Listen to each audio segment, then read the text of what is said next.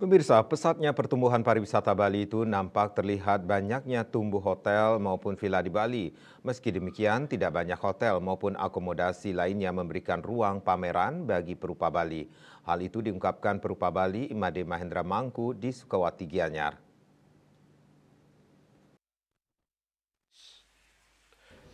Mahendra Mangku mengaku seni budaya adalah kekuatan Bali, pun seni rupa Bali memiliki keunikan dan kelebihan tersendiri.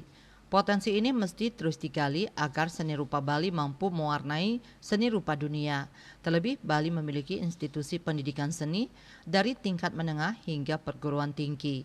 Ini peluang besar bagi generasi muda Bali untuk mengasah potensi seni dan mendalami konsep-konsep seni.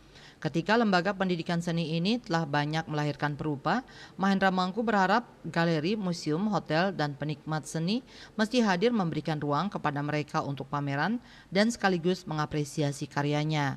Pemilik hotel gitu, mereka cari makan, dapat untung dari hotel, bikinlah galeri di hotel itu sendiri. Bayangin, dari sekian ratus hotel, 20% aja lah yang bikin ruang untuk pamer. Kaum-kaum pengusaha.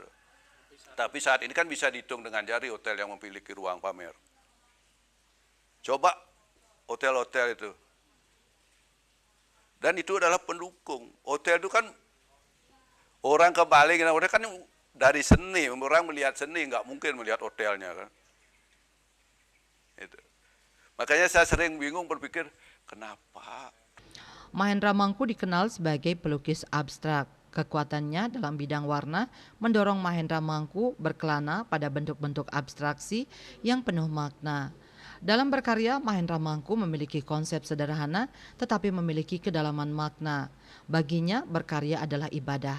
Melalui karya-karya abstraknya, ia memberikan kesempatan kepada publik seni untuk menafsirkan dan mengartikulasikan apa makna di balik karya-karyanya. Subrata dan Indrawan, Bali TV.